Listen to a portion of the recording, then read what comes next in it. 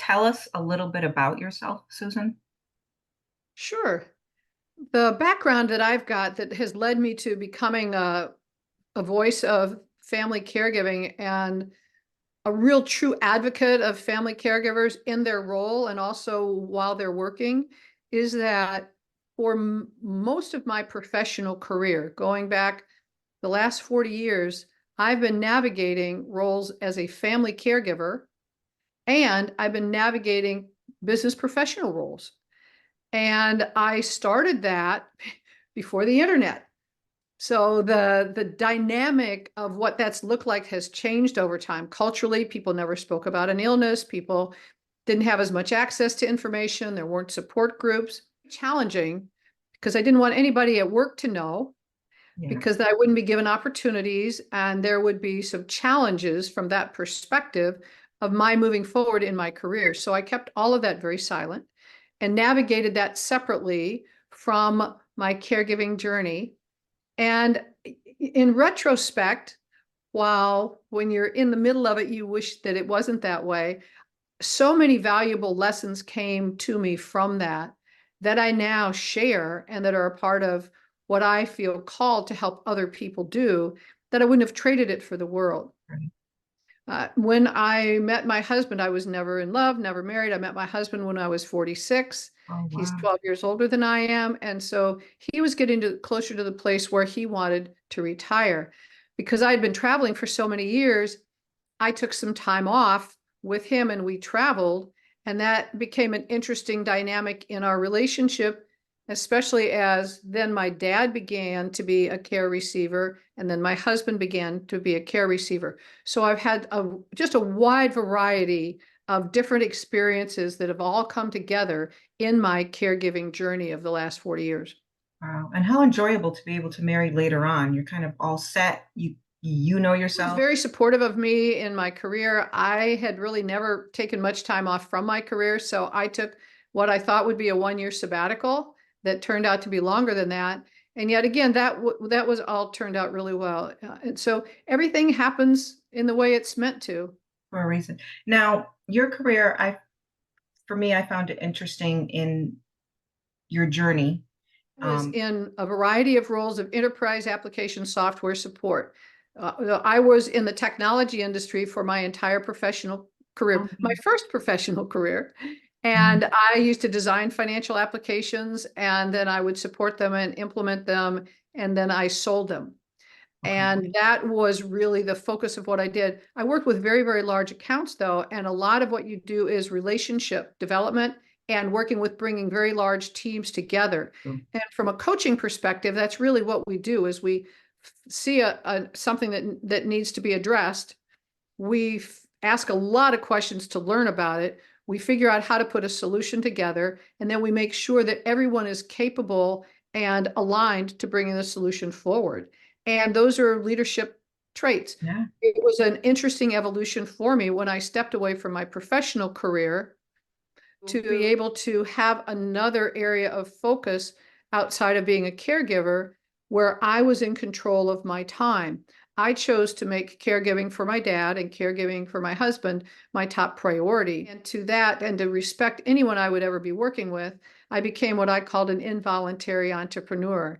I chose to work for myself so that other people weren't relying on me if I wasn't able to be there for Yeah. them because of caring for my dad or my grandmother or my A husband. huge gift that, because in this caregiving journey, um, I find that someone is just thrown into it, obviously. And so they don't realize that there's processes that we have to go through Oh, that sure. that My help early us. journeys were like being on an emotional roller coaster blindfolded. True. True. Yep. And it's very sad that it's that way. Like you can look back and you're like, you can see it, but as you're going through it, there's no way. You're just like aimed at a certain point and you're just trying to get through, well, Well, and it's daily. reasonable because when we're family caregivers, and God bless everyone who has chosen this as a profession, I bow down to you. I am in awe of you, and I have over the top respect for you. As a family caregiver, we didn't go to school for that. It wasn't our passion. We don't know what it is we don't know. We don't know the questions to ask. We don't know who to ask them. And Mhm. we just don't know what we're doing. And so when there's a diagnosis and we become a caregiver, our care receiver all of a sudden has a special set of requirements for their care and support as well. So we want to have a PhD in the diagnosis and a PhD in being a family caregiver. That's just not practical. And so much of the beginning of our journey is really like being on an emotional roller coaster blindfolded. You just don't know what's coming next. And when we talk about it, one of the questions you had said was important is, what's a piece of advice to offer a family caregiver? Mine is you never have to be alone. Help is all around you. You don't have to have the answers to the questions. Yep. Be open to asking for answers. Be open to asking people for help. You would want to help somebody else who needed help. This is a season for you to let them lean in and help you. Ask for it. Yeah. And that's a great point because I think a lot of us end up, like you had mentioned previously, some of us are afraid to let our family members know, or if Oh, we're working, to let our coworkers know. So when you get into that zone, then you're not able to ask for that help. You're not no. able to reach out. And where I feel that uh, we have come a lot farther because caregiving now is much more in the present and it's acknowledged more. And I'm a voice of working with as many companies as I possibly can to help the culture of awareness and acceptance of caregiving be there. Understanding the business still needs to make a profit. So they Right. care, but they have to care, about the business as well. It's not the same kind of stigma it was years ago all over the place. It still is in some places. And yet, when we look at what the needs of caregivers are and the ways that we can be providing those kinds of cares, we have access to more information. We have access to more answers. We have people who are much more open, like Right. me, to sharing. Yeah, yeah. And it's nice to see even like actors and different political people in the news are more apt to be out there. So it helps everyone else be like, it's okay to say that my family member Absolutely. has dementia or Alzheimer's. I remember when my grandmother got it years ago, it was like a hush hush. You didn't, back then they didn't have a lot of information, first of all. Yes. And it was more like, for some reason, people felt I was only like 16 or 17 at the time, but I remember my parents thinking it was an embarrassing thing because Absolutely. Yeah, the stigma of it. And that was, and it's again, it's reasonable because that was based on generationally what people thought about and what they didn't talk about and what they were afraid to talk about. There's a stigma now that I am a huge advocate for breaking, which is what I call keeping promises you're not meant to keep. And that is where early on in a relationship, and this tends to be with the generation or two before us, is that the husband and wife said, we're going to take care of each other. Pinky promise, we're going to take care of each other. Perhaps they went to see a family member who was in what they used to call a nursing home, and it wasn't a very positive experience for them. And they said, well, that's never going to be our experience. We're just going to keep this amongst ourselves. We're going to take care of ourselves. And then they would see other experiences that would validate that, and they would decide that. And so then as one of the loved ones started needing more care, they're like, okay, we're not going to tell anybody. We're going to stay at home. We're going to just take care of ourselves. We got this going on. This is what they were choosing, and they refused care. The family would try to get help. They wouldn't take it. And so not only did the care receiver suffer because they couldn't get all the care that was valuable for them, the right, caregiver suffered because they're trying to manage everything. They're trying to manage their care receiver, and quite often they're lying to family members and to friends, which is so counter to who they are as a person. right, So they have the stress of the care, they have the stress of keeping the family a bay and friends a bay, and then they've got all the responsibility of caring for their loved one. And I'm working so hard to help families, and way before there's a diagnosis, so early before a diagnosis, to have the conversations so they're not keeping promises they're not meant to keep.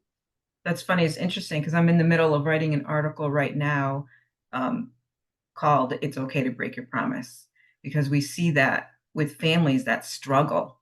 And Yes. almost wherever I go, whoever I talk to, that you already know I'm in the medical field. Well, the first thing is I promise them. Yeah. I, I promise my mom, or I promise my dad, or I promise my husband, and I'm going to keep it. Like it's this strong thing that they have. And we understand it, right? You understand it, but things change, and when that promise affects, it's almost like a child.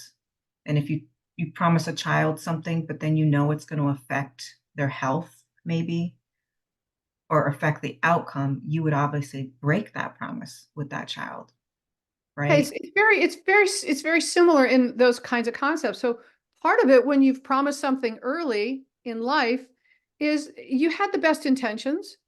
You made a promise. It was a perfect promise. We are so in love. You're young, you're gazing lovingly at each other, Mhm. you're holding hands, you're strong, you're vibrant. You can't imagine what it's like to have your loved one have just wet the bed. It's the middle of the night. They're fighting you. You're exhausted because you've been up all day. You've got to change their diaper. You've got to change the bed. They're resisting you completely. You can't, in your mind, there's no place for you to Mm. conceptualize that. It's not something you've experienced, and it's just not something that's a part of your filter. You're thinking about, when are we going to have children? You're thinking about other kinds of things. And so it's reasonable that those promises would have been made. It's reasonable that would be the way that they chose to deepen their relationship of love. We're going to take care of each other. And it's also, I was taught not to lie. Right. I've got a whole big thing on the truth they need to hear. At any rate, all of the things that are the reasons that people would make promises are perfect. It's that you reevaluate them over Thank time, you. just Yeah. like so many other things in our lives that change. Our lens changes, things that we do change. There are times we've said, well, we're never going to do this, we're never going to do that. And then our life changes, and it's like, okay, now we're going to do that. And so it's helping ourselves and others recognize that throughout our lives, things that we have thought with the very best intention, and this is the way I try to help people frame it. If you take that really fabulous intention that has held you and supported you for so many years, and you apply it correctly to what supports you now, think of how well you'll be able to navigate that. And one of the ways that you would shift it is, okay, instead of, I promise, we're not going to tell anybody, we're going to keep it to ourselves, recognizing that's not the wisest choice for the safety and health for either partner, or if you're thinking about a couple, that now the right thing, the healthy thing to do, the place to put that intention and all that great energy is, how do we make sure that we're living with the most health and vibrancy and safety that we can as we're navigating our journey through this part of our journey, and what that And the means. other aspect I think of it is just mental health wise. Your generation, my generation, again, we don't lie. We're taught not to lie. It's not a right thing to do. But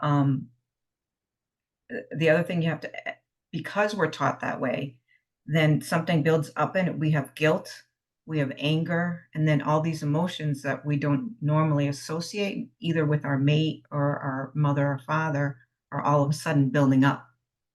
And it's like when you said, that roller coaster. So you don't realize all those things are building up, and it's getting harder and harder to be able to.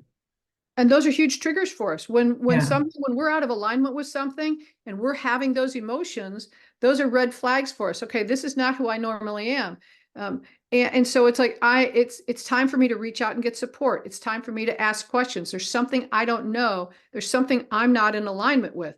Um, you know, People will say, "Oh, I feel so guilty," and I talk about guilt, worry, and sorry, that we don't use those correctly in so many cases. And then when we don't use the correct emotion, we can't process the emotion and we can't move forward. So we're not helping ourselves. And for example, I grew up, you do not lie. And I got in so much trouble if I ever lied. And you can tell if I'm lying. I have a tell. I am not good at lying. When my dad was diagnosed, what I recognized is I came up with the truth they need to hear. And instead of me thinking of it as a lie, I told him the truth that would help him stay safe. My two big goals are safe and happy. I want my care receivers to be safe and happy. I wanted to be preserving his health. I wanted him to be safe, and I wanted him to be happy. And if the truth that was best for him to hear was different than the reality of the truth, then this was the right truth, because I could tell him that from my heart. There was a situation where we were driving, and he wanted to go. I'll give you one with my husband. There's a story I tell with a lot of people. My husband and I were sitting here in our home, and we were watching TV, and all of a sudden he jumped up and said, "I want to go home." And I recognized my husband was diagnosed with a type of dementia. I recognized in that moment he was in a dementia moment. No amount of logic works in a dementia moment. So I got to go home. He's literally sitting in our living room. Mhm. He's at home surrounded by everything that he should be familiar with. And I said, okay, let's do that. I said, let me grab my purse. By the way, I need to run a quick errand. Could we run a quick errand on the way home? Oh yeah, no problem. We get in the car, we drive to Walmart. We walk around Walmart. Now, this is something somebody else had taught me. Mhm. Promise you it works great. Because I got him, different visual, everything. So we go to Walmart, we walk around for a little bit. I may have bought a pack of gum. I don't know. Get back in the car. I said, honey, you ready to go home? Yeah. We drove back here, and he was fine. Ah, wow. Instead of, because home is where they feel safe. So instead of trying to convince him, honey, you're sitting in your living room, you are home. No, I'm not. Instead of him getting agitated and all those other things, the truth he needed to hear was, okay. And then I just redirected him. Yeah. So he stayed calm. And so in my heart and in my mind, I wasn't lying to him. I was going to take him home, just, back here. And there are other ways of doing that. And so everybody gets to choose. They could say, well, you're just trying to trick yourself. Intentional. I'm very, very intentional about identifying in that moment what's the truth they need to hear. Yeah. Yeah. Wow. Now, through your journey, you launched a course I did. for caregivers called the Caregiver Journey. What a great name for a course about the caregiver's journey. Yeah. I love it. Can you tell us a little bit about it? Oh, I'd love to. I have been on more than 11 family caregiving journeys. I've learned a lot over the past 40 years. And I feel like this journey kept being brought into my life experiences for a reason. I learned a lot. I'm a passionate communicator. Important, not for the experiences that I had and the lessons I learned to end with me. I felt it was important for me to leverage the things I'm passionate about, along with my experiences, to help other people. I wanted people to learn faster and more easily than I did. As I said, when I got started, no internet, no books that you could read that would tell you what it was, no understanding of it. Doctors didn't share about it. That was medical stuff. It was very, very hard to get information. There was the stigma, as we talked about. I don't want people to go through that. I felt alone.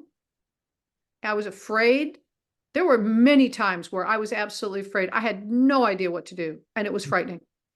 And I recognized that I've been on this journey a lot. I've also, in my life, because I'm passionately curious, I've studied other modalities of learning.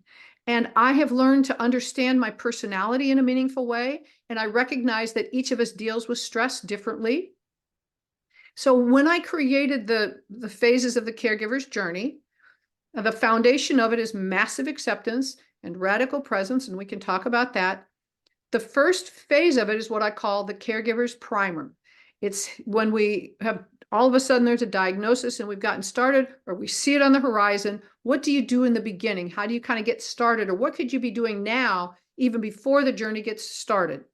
Then the next phase of the journey is called the journey begins with me. For many of us, we don't understand our personality. We were never taught about that. We have a number of beliefs that have been part of our lives that don't necessarily serve or support us. And yet we don't know that. They're just things that we weren't taught about. So it's helping you understand that. So your personality and the way you deal with stress, all those things support, not sabotage you. And a big part of that is that you don't look at yourself with judgment when you see someone else who's caregiving in a different way than you are. All of us are wired differently. You want to make sure that your journey is the best version of your journey that you can have for you. Next phase just is like, day in and day out. What do we do? Navigating a variety of different kinds of things that we're going to come up with in different experiences with it. Then the fourth phase I call the grace of grief. Now we're grieving all the way through our caregiving journey. I have a description of a variety of different kinds of grief. The grace of grief helps us identify that grief is an emotion we're meant to have, or we wouldn't have it. So we learn a lot about ourselves. We learn about our depth of love. We learn about our heart. And yet, for many of us along the way, and I know with my dad and with my husband and with my grandmother and my neighbor, with all these other people, I call it drip grief. So there's this little thing is different, this little thing. So along the whole journey, I'm grieving a little bit along the way. And yet one of the things that can happen, especially because we don't go to school for grief and we don't have a lot of experience with it, many of us, is that people get stuck in grief. All of a sudden there's this grief and you can read books about it. And yet it's understanding that we're at the end of the day, we are meant to experience grief to help us grow and learn, whether we would prefer that to be the emotion or not. And we're also meant to thrive in our lives. We're not meant to stay in grief. Grief teaches us things about ourselves that we now use. So the last phase is called moving forward. Our grieving journey may not be completed, and yet it's time for us, like I've been doing. My husband passed away in July. I had intentionally put things on the shelf that I chose not to do while we were in our journey together. And I've been kind of taking them off the shelf and exploring them and going, do I want to bring this back into my life or not? So it's recreating who we are now that that phase of our journey has ended, so that we move ourselves to the place where we continue to thrive in our lives. Right. That's the caregiver's journey. Yeah. Oh, beautiful. Beautiful. I love it. Now, you did a TED Talk. I did. And congratulations. What an accomplishment. What an honor. Loved it. It was exciting. I've already got my next one in the works. Oh, nice. Oh, I love it. You mentioned something in there. I'm just Yes. gonna read it. It says, I'm passionate about spreading the idea of massive acceptance and radical presence because it empowers you to be fully present in each moment, conscientiously making the wisest choices without judgment. And I love that statement. Thank you. Because I find a lot of caregivers don't embrace that. Obviously, we're all fearful, we're all anxious, and for some reason, we let that get in the way. So how do you feel about that? Sure. I had learned about acceptance. We talk about being acceptance and we talk about being present. And, I had learned those kind of more philosophically than from an application perspective. And it was during an experience with my husband. And I talk about that in the TED Talk. Or it was with my dad. And he was sitting out on the lanai, and all of a sudden he jumped up and said, walk the dog.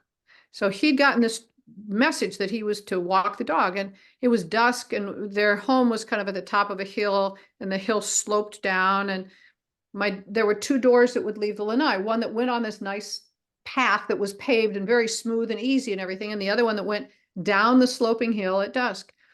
My dad jumps up, he gets the dog's leash, and he starts to go out the door that would take him down the sloping hill. I accepted the fact my dad had dementia. I accepted the fact that we were going to go for a walk. I accepted all of these things. I was focused so much on how am I going to keep him safe? All my life, he taught me to be safe. All of my life, he's been to, how do I keep him safe? I need to get him to go to I was not focused 100% on my dad. So I'm like, Daddy, let's go this other way. It's safer. It's paved. My dad says, walk the dog. He's got dementia. It's all that's going on in him. And I'm worried about it. So once again, I say, Daddy, no, this way is safer. Let's do this. My dad did something he would never have done. He pushed me away to go out that door to walk the dog. And we were ultimately safe and all that. As I reflected afterward on that experience, because he was agitated, the dog was agitated, I was agitated. It was not a great experience. We ended up being safe, but not that. I recognized that I had really let him down and I had let myself down. And the difference was I had accepted all of the things, but I hadn't massively accepted them. I had not accepted them. Massive acceptance is you accept it 100% in its entirety, exactly the way it is. You don't have to like it. You don't have to agree with it. You don't even have to understand it in the moment. You just have to accept it. And the most important part of that is without judgment of yourself, of others, or of the experience. So massive acceptance. When you have massive acceptance, you're able to be radically 100% fully present in the moment, which is all we really have. You're not fortune telling the way it might be. You're not wishing it was the way that it had been in the past. You're like, what do we have access to now? Had I done it with my dad through massive acceptance and radical presence, he would have gotten up. I might have said, just to test out where he was, Daddy, would you like to go out this other door down the path? Walk the dog. Okay, walk the dog. I could be focusing on his safety while we're walking the dog. I'd make sure I held the door open. I would watch where the leash was. I would check the thing. I would be doing those things and being fully present with my dad where he was and what he had access to.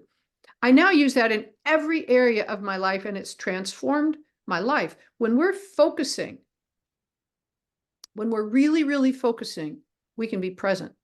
Many of us, especially, and this is reasonable, when we're caregiving, we've got 5 or 6 conversations going on in our head. We've got all these things that we're dealing with, and we're not absolutely fully present in anything. And so it's really difficult for us to accept what's going on and without judgment and be able to make the wisest choice. And through massive acceptance and radical presence, a big part of the journey with my husband, our journey was 11 and a half years. Mm. And I was able to stay so accepting of exactly what was going on and observing it. I could see beauty in the teeny, teeny, tiniest moment. If he smiled at me or if he squeezed my hand or something like that, that gave my heart so much joy. And yet when I needed to make a very challenging decision, I could do it from a perspective of being clear-headed. Mm-hmm. This is the wisest thing to do, not second guessing myself. The choice that I was presented with toward the end of my husband's life is that he had developed an injury, that the wisest thing to do was to move him into hospice care for compassionate care. Yeah. And I did that with no emotion of, no, I just, I can't let him go or anything like that. No, this is the wisest choice for him to not suffer and to be doing the right thing for the best thing for him. To me, it's an acceptance of 2 different areas, like a full acceptance of yourself and a full acceptance of where them. Exactly. Right. Yeah. Okay. It is. It's a full acceptance of all of that, accepting ourselves. I talk a lot about this being a perfectly imperfect journey. Mm-hmm. I don't anticipate that I'm going to make the wisest choice all the time. I'm going to make the wisest choice that I have access to in that moment. And I'm not going to judge myself. I'm not going to try to do something based on somebody else. So you're exactly right. It's accepting ourselves, that we're doing our very best with what we've got. Yeah. And just like we were talking about before, that, 10 years ago, your answer would have been different. Mm-hmm. Yeah. True. True.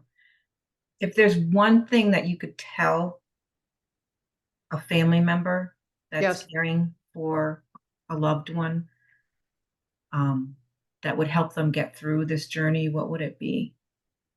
The number one thing I say is you do not have to be alone. You don't have to navigate this on your own. You don't have to try to figure it out alone. You don't have to keep it to yourself. Help is all around.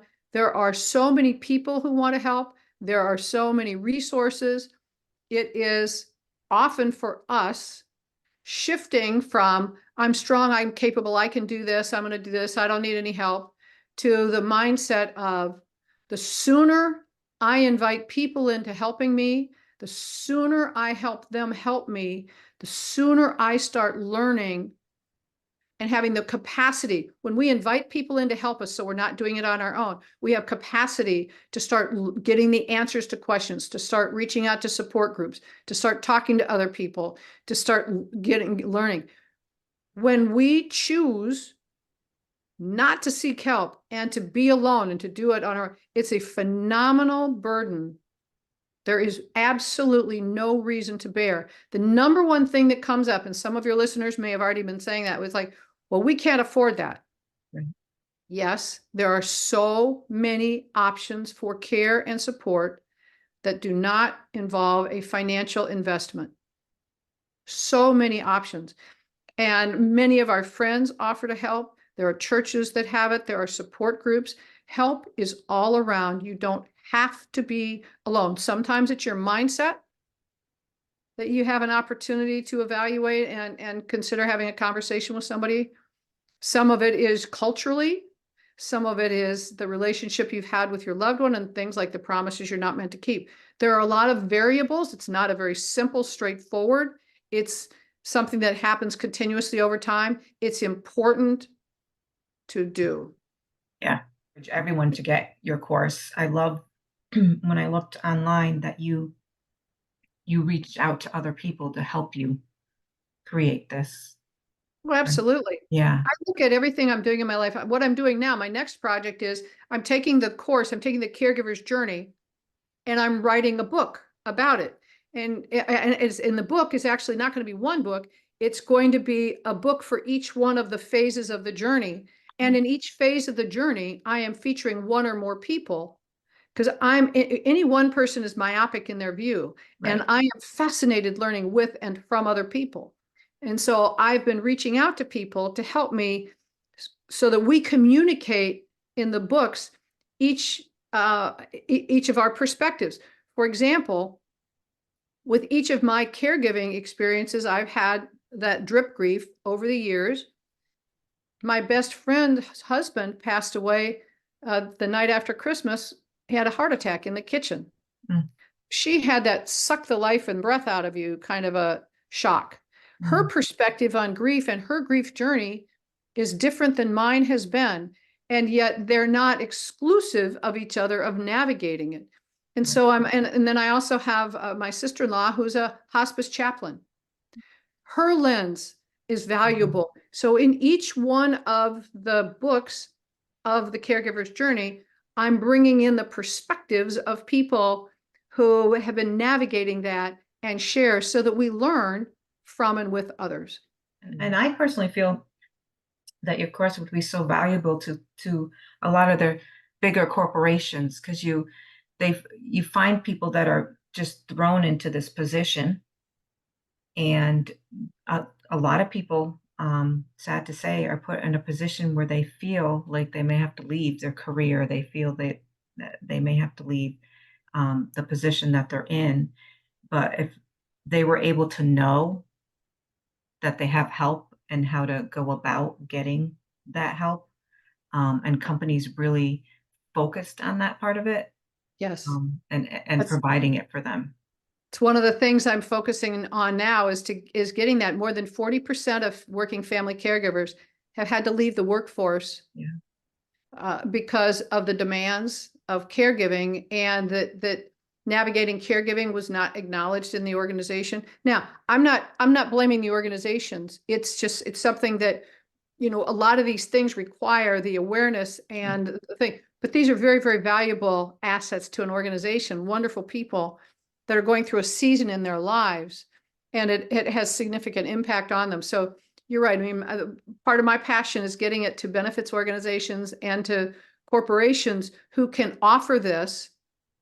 I intentionally kept it. There are over 150 lessons. I've done video, audio. I put workbooks. I've got the print version, and I've kept the investment of it to $297 because I want everybody to be able to have access to it. Yeah. I don't want this to be something that people can't get access to. Yeah.